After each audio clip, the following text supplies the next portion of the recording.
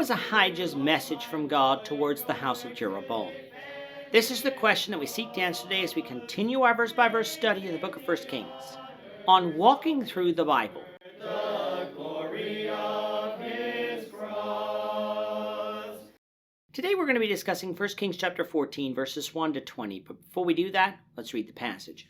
If you have a Bible with you, turn to 1 Kings chapter 14, verse 1. But if you don't have a Bible, don't worry. Just follow along with us on the screen. The version that we'll be reading from is the New King James Version. So 1 Kings chapter 14, beginning at verse 1. At that time, Abijah, the son of Jeroboam, became sick. And Jeroboam said to his wife, "Please arise and disguise yourself, that they may not recognize you as the wife of Jeroboam, and go to Shiloh. Indeed, Ahijah the prophet is there, who told me that I would be king over this people. Also take with you 10 loaves, some cakes, and a jar of honey, and go to him. He will tell you what will become of the child." And Jeroboam's wife did so. She arose and went to Shiloh, and came to the house of Ahijah. But Ahijah could not see, for his eyes were glazed by reason of age.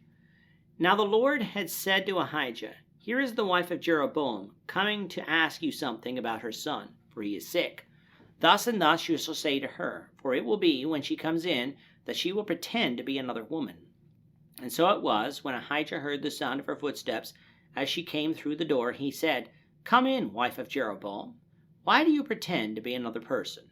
For I have been sent to you with bad news.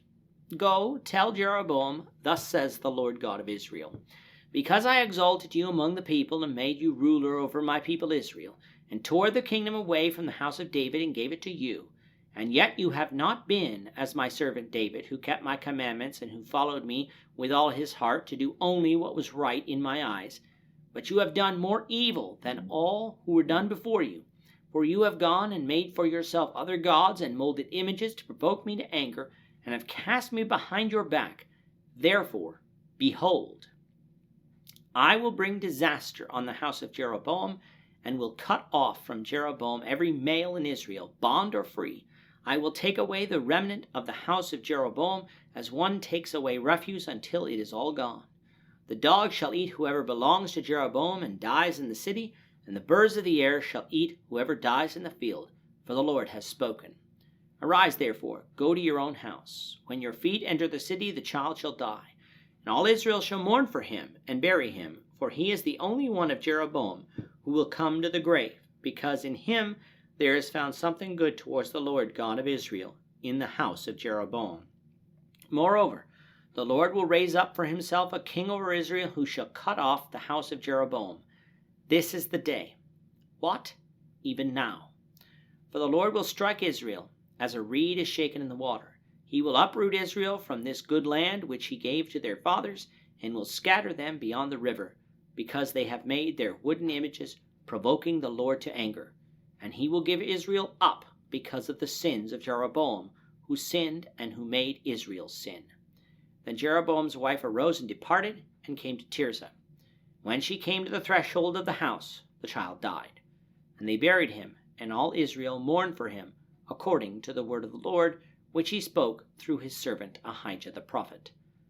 Now the rest of the acts of Jeroboam, how he made war and how he reigned, indeed they are written in the books of the chronicles of the kings of Israel. The period that Jeroboam reigned was 22 years. So he rested with his fathers.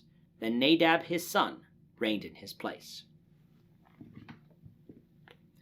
The northern nation of Israel has gone off into idolatry brought on by Jeroboam's insecurities about Israel having to go to Jerusalem and Judah to worship God.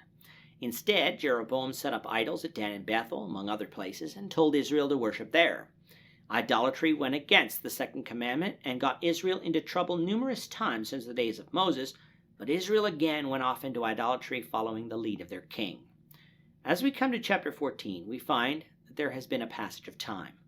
We don't know how much time, but there must have been at least a decade, or even close to 2, for Ahijah is a much older man than he was in chapter 11, when he told Jeroboam that he would be king. By this time, he was blind, a fact that Jeroboam will try to use to his advantage. This chapter centers around Jeroboam's son, Abijah.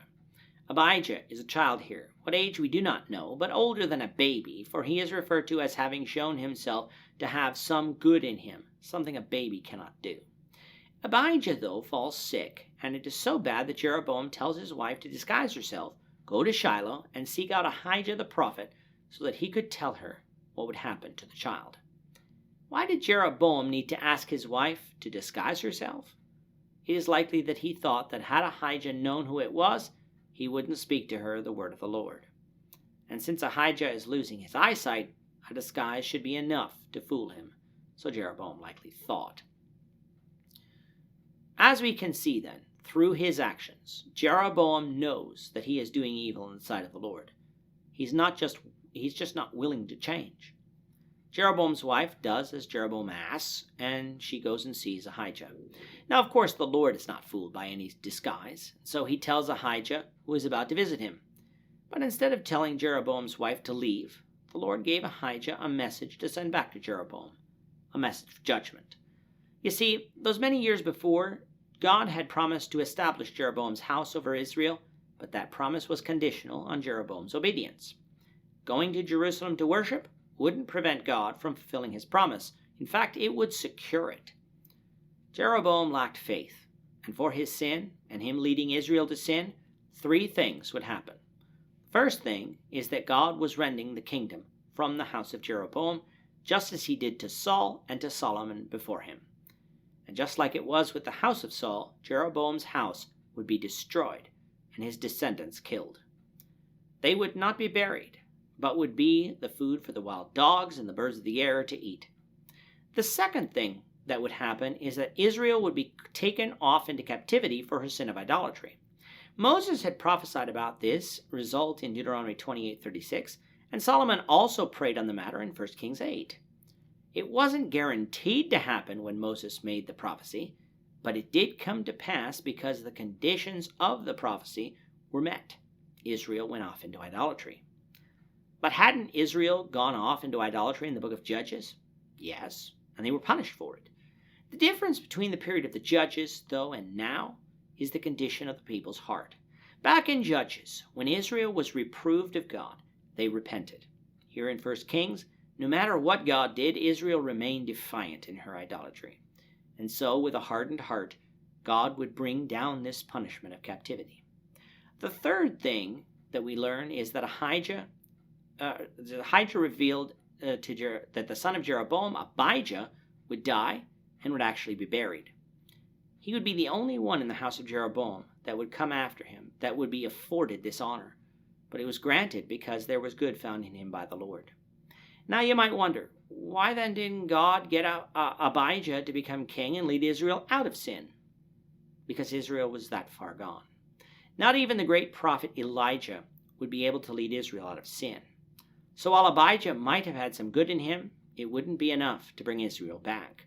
And in fact, it might lead to his corruption. So God took him right then and there. And so when Jeroboam's wife returned to Tirzah, a city about 11 kilometers or 7 miles northeast of Shechem, and a city where Jeroboam likely had a second residence, Abijah died, just as the word of the Lord had said. Israel's destiny was sealed. All in all, Jeroboam would reign 22 years on the throne of Israel.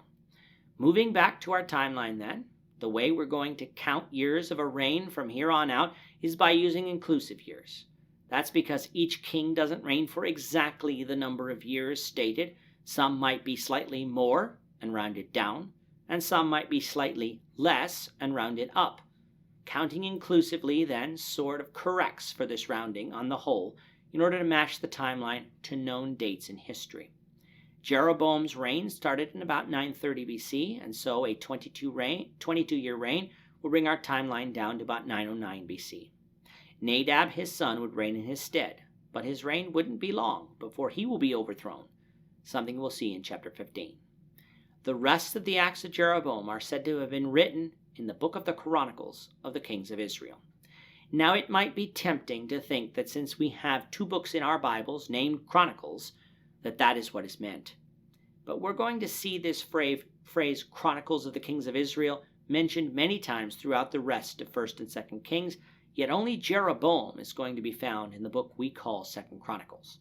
All of the other kings of Israel are omitted. What this tells us is that there were multiple books written by the prophets about the kings of their time, and the writer of 1st and 2nd Kings draws from them. These books were available in the days when Kings was written, but have now been lost to history. The writer of Kings was thus inspired to collect from these chronicles those things God wanted saved through the captivity, and he wrote them down in what we call the books of 1st and 2nd Kings. And since the writer of Kings was inspired of God, we can know that what we have is the truth of what actually happened.